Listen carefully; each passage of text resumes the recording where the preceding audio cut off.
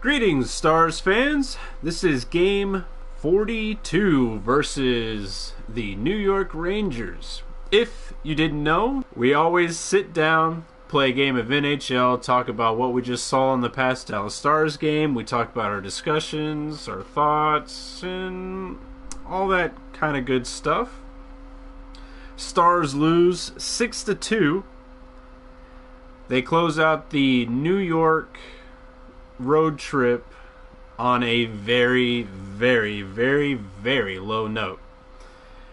As always, we begin with predictions that we had in the last video, so always stick around for those. Quinn, you liked if the Stars were going to win, you liked a score of 5-3.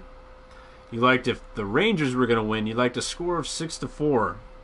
You liked it was going to be a pretty offensive-minded game, which, you know, it kind of was for one team, which you got the right score for the Rangers.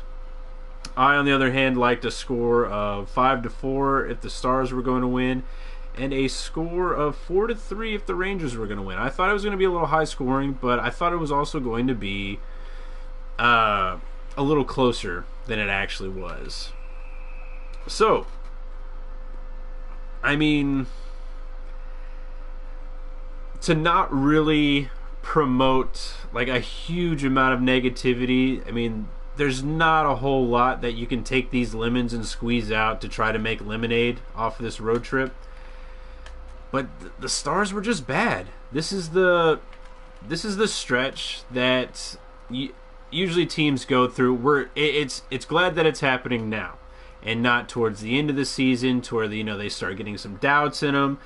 They still have time to correct it. They are a game over the halfway point.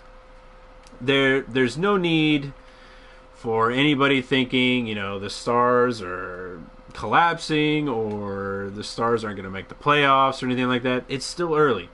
No need to jump off that bandwagon just yet. It's a long season. Quinn, talk about how you liked Dallas playing in the first couple of minutes. Let's say to the halfway point of the first period. What did you like? What didn't you like? The Stars came out with a little bit of jump for maybe like the first minute of the game, and then I don't know what happened to them, but it seemed like they had no motivation or even passion to play in this game. It was just an overall bad form. Yeah, the quick jump and hustle was, haltered very, very quickly with the Derek Stepan goal about 2 minutes in. It didn't help that, the Stars also take a penalty within like the first 3 minutes of the game. But I mean, a strong note about the game is that Klingberg is back on the scoring sheet after a long time. Klingberg, hasn't looked great on this road trip and hasn't really looked great in the past 2 weeks. So it was good seeing that, he got a little bit of that confidence back in scoring that goal. And then we see Keith Yandle score 18 seconds later. Like, they just couldn't hold off the New York Rangers. It was unreal how the Stars would get some kind of motivation and then just let it squander right then and there. It was a thing to behold in the past couple of games, that anytime the Stars saw any kind of light towards the end of the tunnel, no, an avalanche came in and closed that off real fast. And then in the second period, we had Brassard scoring. It was really Oduya with help of Demers scoring on Niemi. And then we had Derek Stepan shorthanded. I think that was the worst goal, because we saw the lackluster play from Seguin and Klingberg try to contest Stepan on that shot. I mean, Seguin loses some handle on it, and then Klingberg kind of just says, maybe Niemi will stop it. because we see Nash make that play up to Stepan for the breakaway. And Spezza is the only one hustling. The only one hustling. You know, Niemi gets the first shot, can't contest with the rebound, which is understandable. I mean, I feel bad for Niemi in this game. You had Victor Stahlberg scoring like 2 minutes later. And then we had Antoine Roussel scoring like a minute later. I mean, within like 5 minutes of that third period, it seemed like it was going to be a good game. We had an overturned call that goes against Dallas for once. I think that's like the second or third time that we've seen that. And then we get Manga scoring, you know, to really just cap off the just terrible night. And the one Dallas star that I really felt bad for was Niemi. Because Niemi didn't deserve the play that he got out of his teammates. Niemi, I feel, goes out, battles. You know, he might have given up a couple of soft ones, but hell, a lot of those ones, it's defensive breakdowns, or he had to stop like 3 breakaways. You know, one shorthanded breakaway that should never happen. I think Niemi, with a lot of the losses that he's had, he's caught in a lot of the bad play from Dallas. If Dallas is playing bad, it tends to be when Niemi is in net.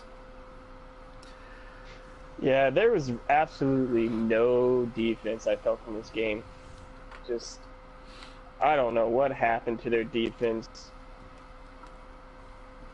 Yeah. I feel they should do like a major overhaul from that game of defensive positioning, physicality, work on the gauntlet, which if some of y'all have never played hockey, it's basically a drill where everybody on the team lines up along the boards and you skate through as fast as you can, taking hits. We need to teach this team that they need to start being physical with the NHL because skill isn't everything to this game.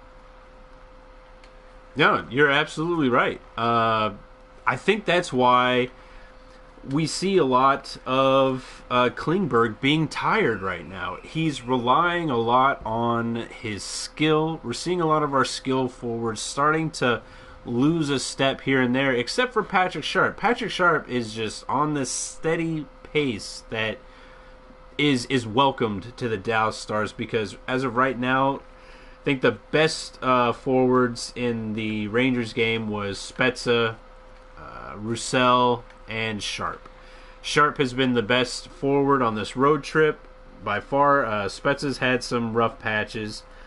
Roussel continues to always be like the energizer bunny that this team can always usually count on, but that's usually because he's not getting the bulk of the minutes. So he is usually counted on going out there and providing a spark because he has that energy, because he's not out there skating 18, 19 minutes a game. But in the first period, we see another Jamie Benn lazy penalty. It's now 3 games in a row that he's starting a game or ending the game with just laziness, not playing hard.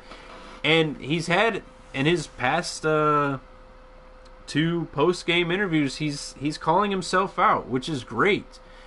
But I would have thought that he would have taken the Islanders game and applied what he would learn from that game and put it in the Rangers game. I mean, Quinn, whenever you see that Islanders game that they played on Sunday, did you think that they were going to bring that same performance back to the New York Rangers? Not one bit. I felt that they were going to learn their lesson and come out playing hard, which they did, granted, for about 5 minutes of the entire game.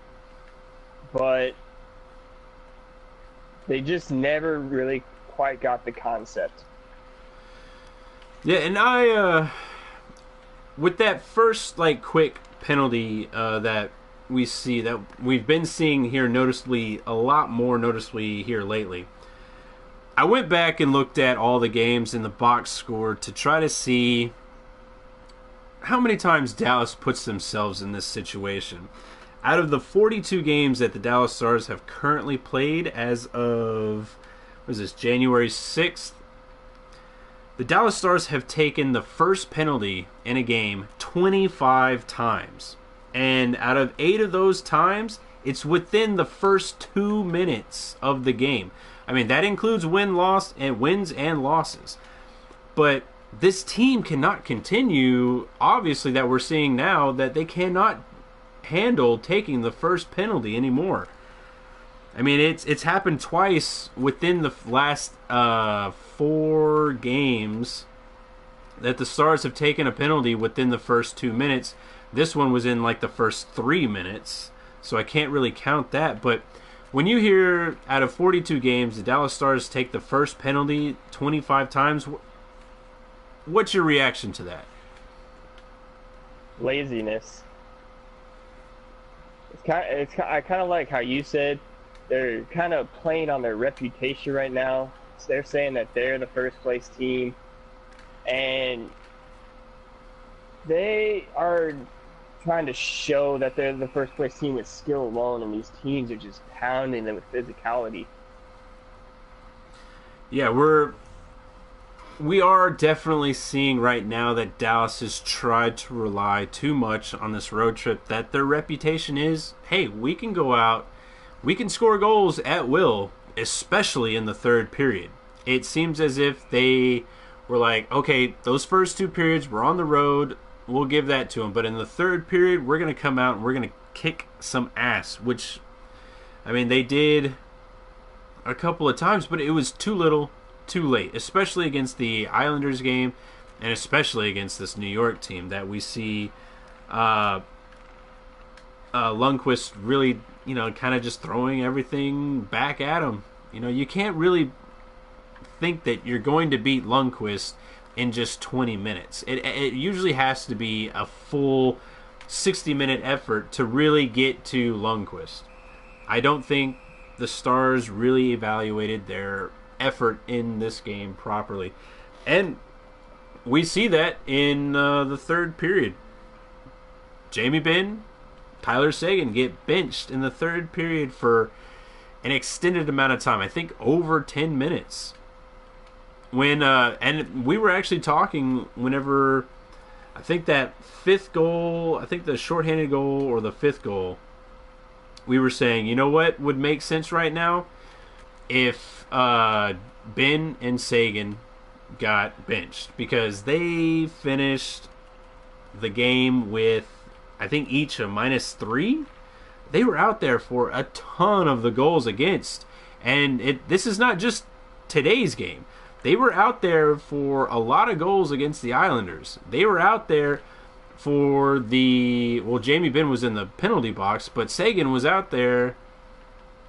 No, that was Fiddler. But, they were the first line on the overtime. They didn't put in the effort there, and I think that's where it really, started to seep in that I guess they decided that they could just rely on their reputation alone.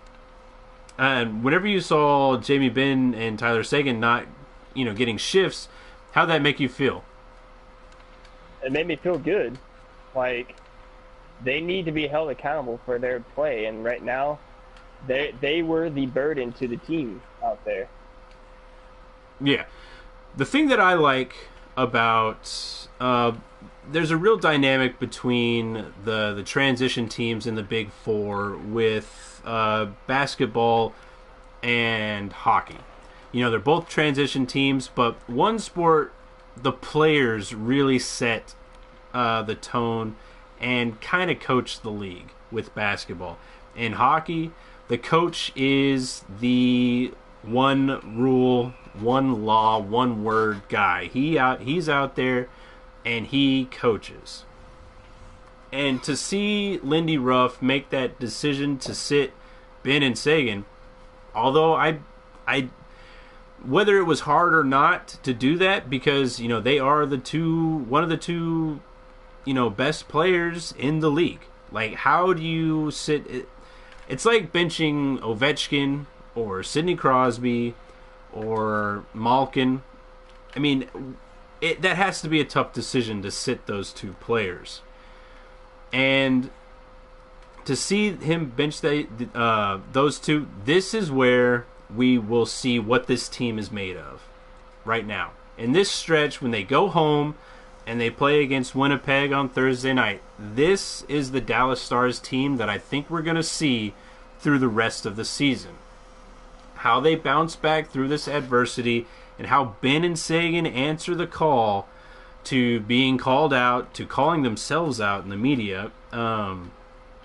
I listened to Tyler Seguin's interview on Bad Radio on the Ticket, and he respects the thing that Lindy Ruff did. He knows that he wasn't playing bad, and he knows that his game has to be stepped up exceptionally better. Going on through the rest of the game, Quinn, talk about the defense that Dallas was kind of rolling out in this game and kind of over an overall stretch over the through the road trip. Well, it's no surprise that Demers and Oduya, probably the more defensive-minded players that we have on our team, are proving to be the two best defensemen that this team is needing right now. So I liked that, it's kind of weird that you like the pairings of the defensemen after there's been a penalty or after there's been a power play, because, in my opinion, Goligoski and them should be split up. So it's nice to see Klingberg out there playing with somebody else. It's nice to see Goose out there playing with somebody else, but it only lasts for so long. And you hate it. Because, those two, our top two defensemen, are proving that they are cracking the pressure. You see Klingberg constantly getting outworked to the puck in his own zone. You see Goligoski making questionable passes when he should be shooting the puck. And then you have Jordy Benn and Yoki Paka, which, unfortunately, they get probably the unluckiest time in the NHL that a team can see.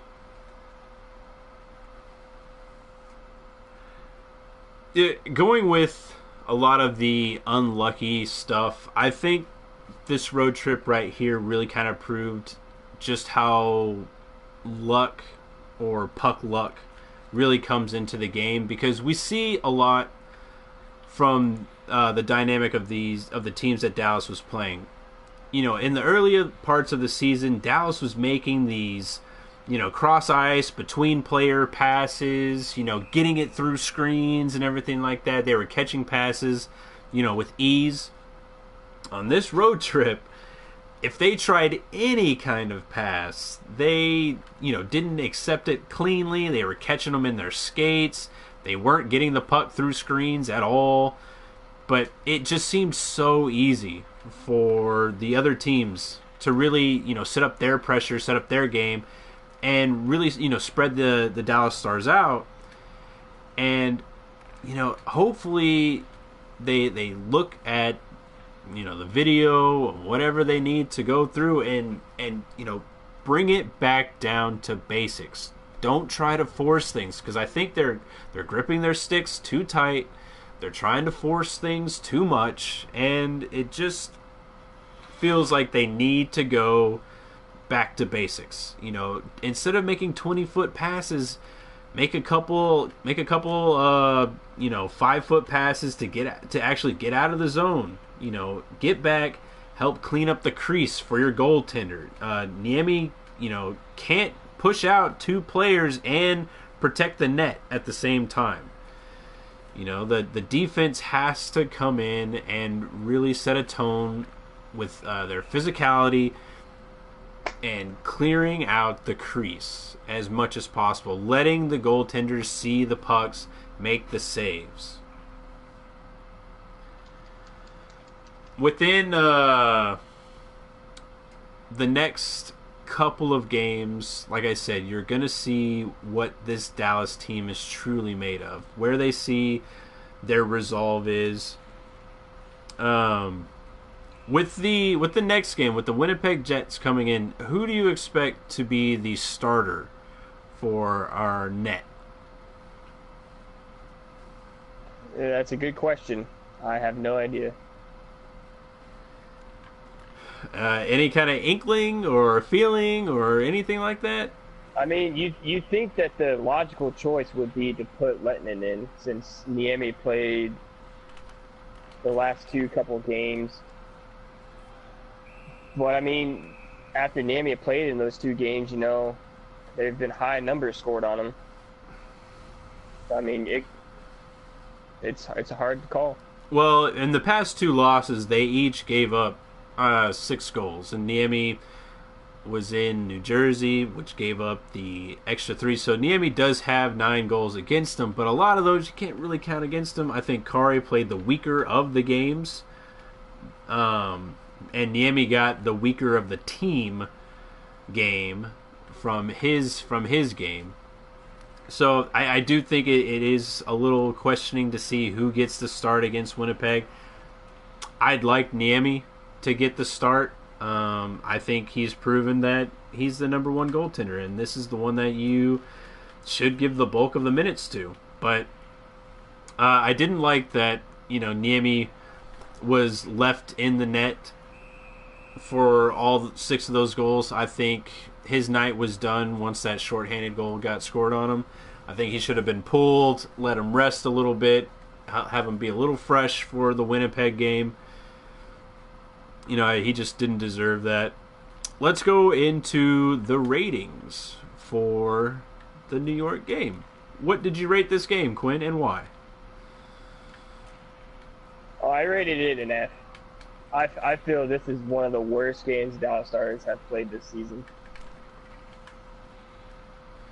What little offense they did have could not surmount to the amount of mistakes that this team had made. And overall, the goaltending, it was good, but it just wasn't sharp enough. So that's why I gave him an F. I wrote down a D-. I mean, it's still a failing grade, but there were bright spots in this trip with Sharp, continuing to stay on his stride for being a great player. I mean, with Lindy Ruff, benching Jamie and Seguin, I count that as a bright spot, not really too negative, because, this could be what these 2 players need. They just got announced for the All-Star game, and it's a good wake-up to remind these 2 that they are all-stars. They are the 2 best players on this team, and thus need to be held accountable for as the 2 best players on this team. So whenever they're playing like total crap, they need to be called out and benched, just like anybody else would on this team. Stars play against the Winnipeg Jets in Game 43. What are your predictions for that one?